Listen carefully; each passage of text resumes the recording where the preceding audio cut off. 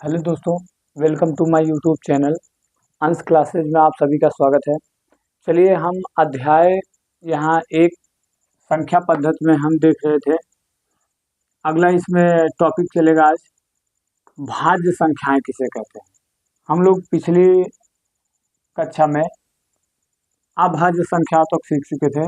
अब देखते हैं भाज्य संख्याएं किसे कहते हैं। वे संख्याएं जो स्वयं से विभाजित हो, एक से विभाजित हो तथा किसी अन्य संख्या से विभाजित हो जाए, भाज्य संख्याएं कहलाती है। जैसे 4, 6, 8, 9, 10, 12 ये सभी संख्याएं भाज्य संख्याएं होती है। तो भाज्य संख्या की डिफिनेशन क्या होती है कि वे संख्याएं जो स्वयं से विभाजित हो जाए, एक से विभाजित। जैसे अगर हम 15 की बात करें तो 15 ये स्वयं से विभाजित हो जाएगा, एक से विभाजित हो जाएगा तथा अन्य संख्याओं से भी विभाजित हो जाए। तो यहाँ पे 15 जो है ये 3 से भी विभाजित हो जाएगा और यहाँ पे 5 से भी विभाजित हो जाएगा। इसलिए 15 दी गई जो संख्या है वो यहाँ पे भाज्य संख्या होगी। जैसे अगर हम 21 की बात करते हैं, 21 यहाँ स्वयं से डिविजिबल होगा, 1 से भी डिविजिबल होगा, 7 से भी डिविजिबल हो जाएगा और 3 से भी। तो यहाँ पे 21 क्या हो जाएगी, एक भाज्य संख्या हो जाएगी। तो वे संख्याएं जो स्वयं से विभाजित हो, एक से विभाजित हो तथा अन्य संख्याओं से भी विभाजित हो जाए, वे सभी संख्याएं भाज्य संख्याएं कहलाती है। जैसे 21 स्वयं से विभाजित हुआ, एक से विभाजित हुआ, लेकिन यहाँ ये 3 और 7 दोनों से डिविजिबल हो गया, इसलिए यहाँ 21 क्या होगी, एक भाज्य संख्या होगी। अब हम थोड़ा सा इसमें कुछ पॉइंट है देखते हैं इसमें कि सबसे छोटी भाज्य संख्या क्या होती है, वो 4 होती है। सबसे छोटी भाज्य संख्या क्या होती है, 4 होती है। एक ना तो भाज्य संख्या है और ना ही अभाज्य संख्या। अब तीसरा पॉइंट आता है इसमें कि 7 ऐसी क्रमागत भाज्य संख्याएं जिनके बीच एक भी अभाज्य संख्या नहीं है। तो 7 ऐसी क्रमागत वो कौन सी संख्याएं हैं जिनके बीच एक भी अभाज्य संख्या नहीं होता, तो वो यहाँ 90, 90, 91, 92, 93, 94, 95, 96 7 ऐसी क्रमागत संख्याएं हैं जिनके बीच एक भी भाज्य संख्या नहीं होता। ये कभी कभी पूछता है कि 7 ऐसी क्रमागत संख्या बताइए जिनके बीच में एक भी अभाज्य संख्या ना आए। तो वो 7 क्रमागत कौन सी संख्या भैया, 90, 91, 92, 93, 94, 95, 96 7 ऐसी क्रमागत संख्या है जिनके बीच में एक भी अभाज्य संख्या नहीं आती। अब बात करते हैं सह अभाज्य संख्या है, को प्राइम नंबर। को प्राइम नंबर सह अभाज्य संख्या किसे कहते हैं, कोई भी दो संख्याएं तब आपस में सह अभाज्य संख्याएं कहलाती हैं जब उनका मासा एचसीएफ 1 हो। कोई भी दो संख्याएं, हम कोई भी दो संख्या यहाँ ले सकते हैं जिनका एचसीएफ अगर 1 है। अगर हम कहते 4 और 5 क्या आपस में ये सह अभाज्य हैं, तो 4 का फैक्टर हम क्या करेंगे भैया, इसमें 2 × 2 × 1 और 5 का फैक्टर यहाँ 5 × 1। तो दोनों में यहाँ दोनों का कॉमन फैक्टर कितना है, 1 आया। इसमें उभयनिष्ठ गुणनखंड 1 मिला, इसलिए इसका मासा कितना हो जाएगा, इसका मासा हो जाएगा यहाँ पे 1। तो यहाँ पे 4 और 5 क्या होंगे, यहाँ पे सह अभाज्य संख्याएं होंगी। तो ऐसी संख्याएं जिनका एचसीएफ 1 हो वो आपस में सह अभाज्य संख्याएं कहलाती है। जैसे अगर हम 3 और 5 की बात करें तो ये आपस में सह अभाज्य संख्याएं होंगी। अगर हम यहाँ पे 7 और 12 की बात करें, ये भी सह अभाज्य होंगी। तो कोई भी दो संख्याएं जिनका एचसीएफ 1 आए वो आपस में सह अभाज्य संख्याएं कहलाती हैं।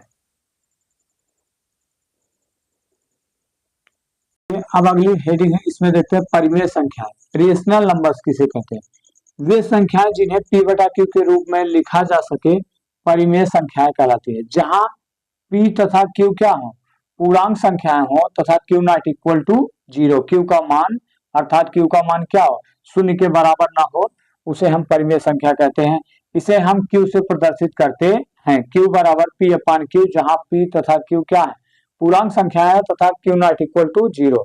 परिमेय संख्या किसे कहते हैं, वे सभी संख्याएं जिन्हें हम p/q के रूप में लिख सके, वे सभी संख्या परिमेय संख्याएं होती है। जैसे अगर हम कह दें आपसे कि 5/1, 5 एक संख्या, उसको हम उसका अपान 1 कर लिए, तो ये p/q के फॉर्म में हो गया।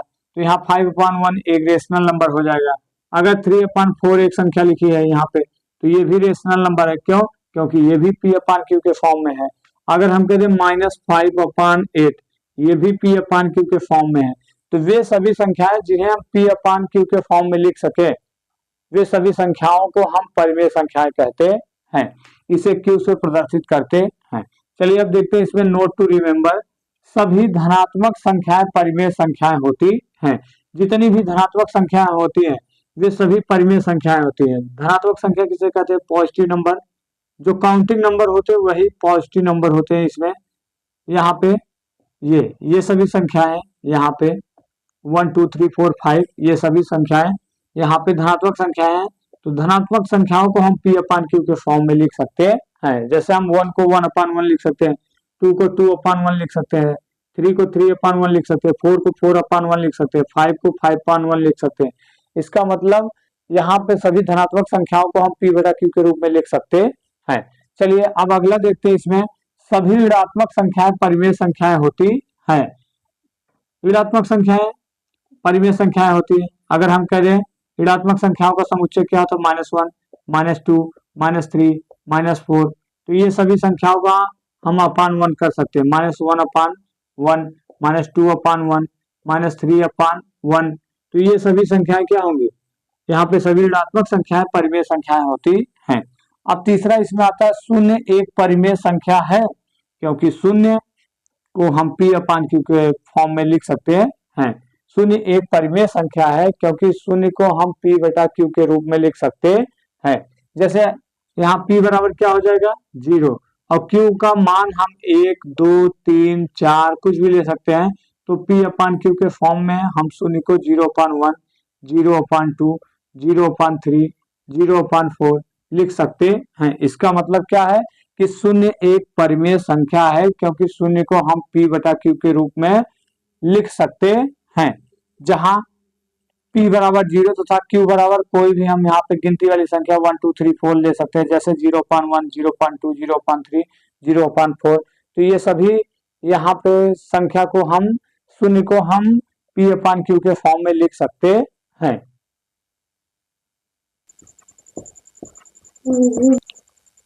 चलिए अगला पॉइंट देखते हैं। सभी प्राकृतिक संख्याएं परिमेय संख्याएं होती हैं।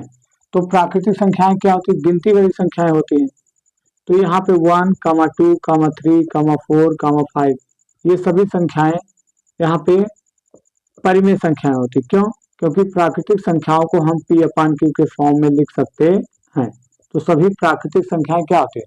परिमेय संख्याएं होती हैं। सभी पूर्ण संख्याएं परिमेय संख्याएं होती हैं क्योंकि हम पूर्ण संख्याओं का समुच्चय क्या होता है? प्राकृतिक संख्याओं के समूह में जब हम 0 को शामिल कर लेते हैं।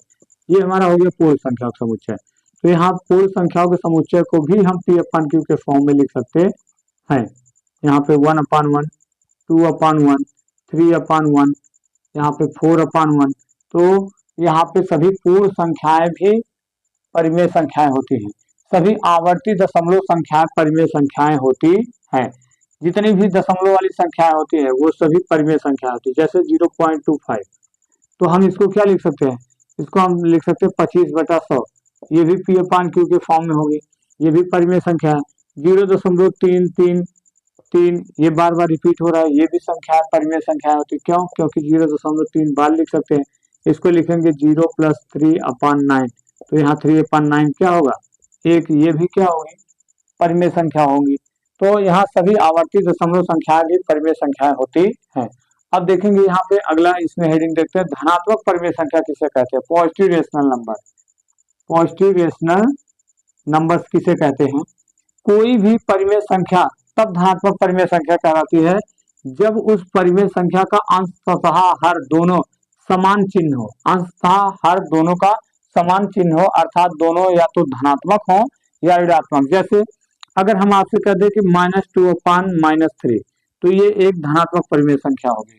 अगर हम कह दें 6/5 ये धनात्मक परिमेय संख्या। क्यों? क्योंकि यहाँ पे 2/3 का अंश भी माइनस में है और हर भी दोनों समान चिन्ह है। तो 2/3 भी एक क्या होगी? धनात्मक परिमेय संख्या। और यहाँ पे अंश और हर दोनों प्लस में है तो ये भी धनात्मक परिमेय संख्या कहलाएगी। जैसे अगर हम ले लें यहाँ पे 6/5 यहाँ पे 6/5 लिए अगर हम यहाँ पे लिख दें 6/-5 तो ये एक धनात्मक परिमेय संख्या नहीं होगी। क्यों? क्योंकि इसका अंश यहाँ धनात्मक है, हर ऋणात्मक हो जाएगा। तो कोई भी संख्या तब यहाँ धनात्मक परिमेय संख्या कहलाती है जब उस परिमेय संख्या का अंश और हर दोनों समान चिन्ह हो। चलिए इसी के साथ अब मिलते हैं अगले वीडियो में।